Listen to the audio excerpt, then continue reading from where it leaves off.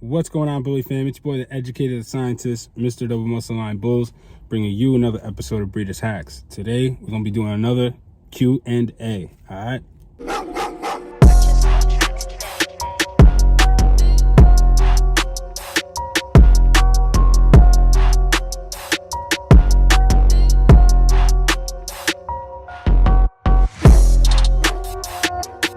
What's going on, Bully fam? So, I actually just finished shooting the first one, and I was like, you know what? Let me shoot a second one. I just got out of Tractor Supply. As I explained in the other episode, just got out of Costco, so picked up a bunch of dog food, and I got some of this artificial grass. I want to take some pictures with it and stuff. I came to pick up some penicillin G, but apparently Tractor Supply is like, they said that they're they've been on back order of penicillin since February, and that's just good to have on standby. The penicillin, it's good to have on standby. But what they're telling me is they may even do away with like shots and injectable stuff with Tractor Supply because of I guess the misuse of people are misusing it. Like instead of injecting, from what the lady explained to me, instead of injecting animals subcutaneously, which is under the skin, people are doing injections like intravenously and stuff like that, and kind of causing big issues or whatever. I don't know. So anyway, that's why education is key. So anyway, guys, I'm going to answer some questions for you guys real quick, and yeah, let's get to these questions. So let's see. CC Bully says, don't see anything, says PG 600 on the website. I think he's referring to when I was talking about heat shot, where you can get the heat shot from. You can get PG 600 right where I'm at right now at Tractor Supply. I believe it's for pigs. I think that is more harsher than using the HCG. I prefer to use HCG from Canine Pharmacy, but PG 600, like I said, you could get that, I think, at Tractor Supply. I think it's like 20 to 40 bucks or something. Yolanda Garcia, she says, I just went to your website. What am I getting? I know the microscope is separate. I think she's talking to the Semen Evaluation Kit that just dropped. That kit is dope. Like, the best way I can explain that Semen Evaluation Kit is like everything that you're going to be taught when it comes to, like, this is the stuff that like repro vets are getting taught. And I worked actually with a vet, and she gave me a lot of information to try to make sure this was as accurate and as easy to learn as possible. So it comes with step-by-step videos when you're doing a Semen Evaluation Kit. And by the end of the kit, you're going to know sperm concentration, sperm counts, morphology, motility, yada, yada, yada. Anyway, it's just super fun. I like to talk about it because it's like it took a lot of effort to creating something like that, and it now allows the average breeder to be able to understand semen evaluations instead of having to pay these vets. You know, I paid $400 for a semen evaluation, and all I was really paying for was the vet to just look at the semen. So anyway, the microscope does not come with that kit, to answer your question, Yolanda, and you would have to get the microscope separate. Or if you already have a microscope, as long as it's a compound light microscope, you can use that and just get the kit. All right, Barbie and Lily Show says, hi, my 4-week English Bulldog pup has mucus, and he is on antibiotics, but it's not working. He's only a pound and a half. Do you have any suggestion?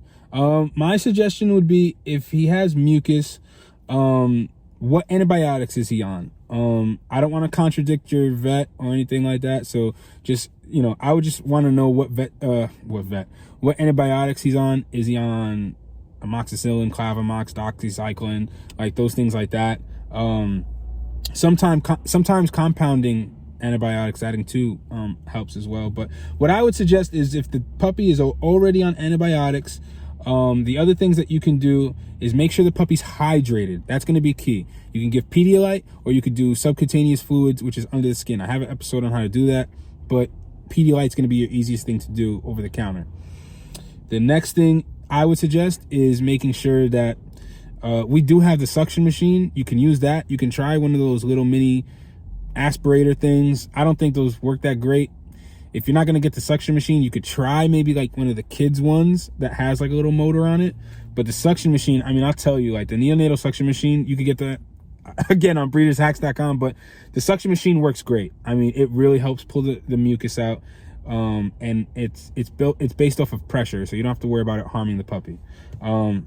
So that's what I would do. I would try to find something that's going to help suck the mucus out, and do treatments of that throughout the day.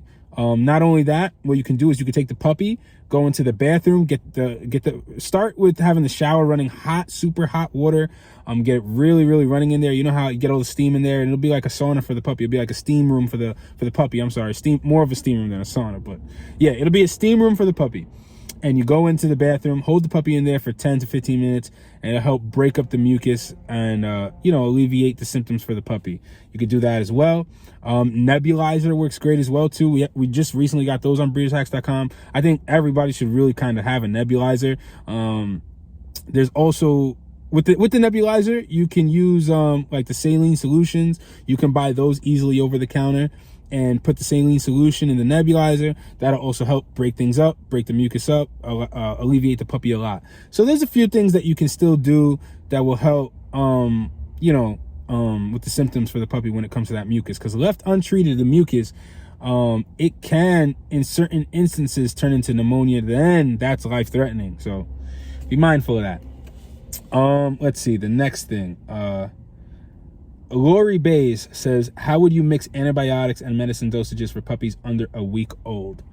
To answer this question, there's no one straightforward answer, because each medicine and antibiotic, their dosages are all different, and it's all based off of pounds per weight.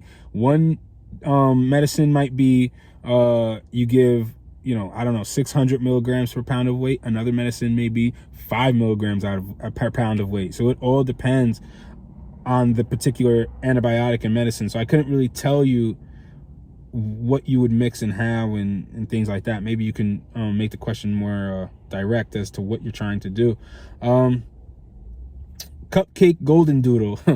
Cupcake Golden Doodle said, I am very concerned about using the microwave. Is it safe for the ear treatment episode that I did, where we took the Monostat 7 for that treats for the yeast in the ears, and we took the hydrocortisone and we put that in the microwave for a couple seconds. As long as you're not putting it in the microwave for like a super long time, I only put it in for a couple seconds just to make it into a liquid.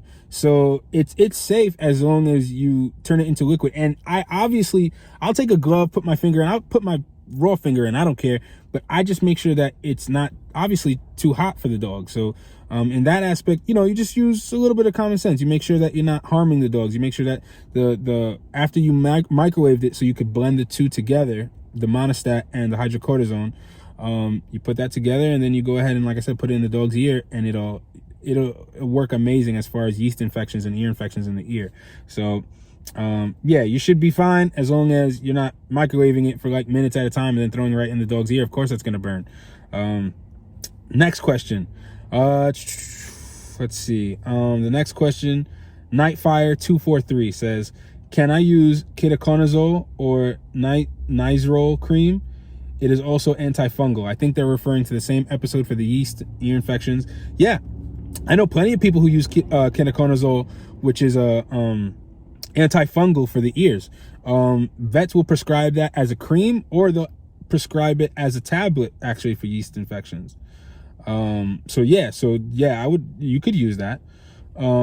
Next question, Ernesto Patron said, why don't you weigh it on the scale?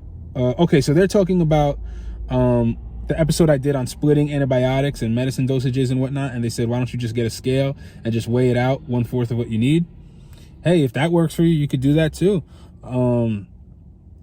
I think it would maybe get a little bit messy doing it that way. But hey, maybe it works. I don't know. You could try that out. I don't personally do that, but you could try that. And if it works for you, great.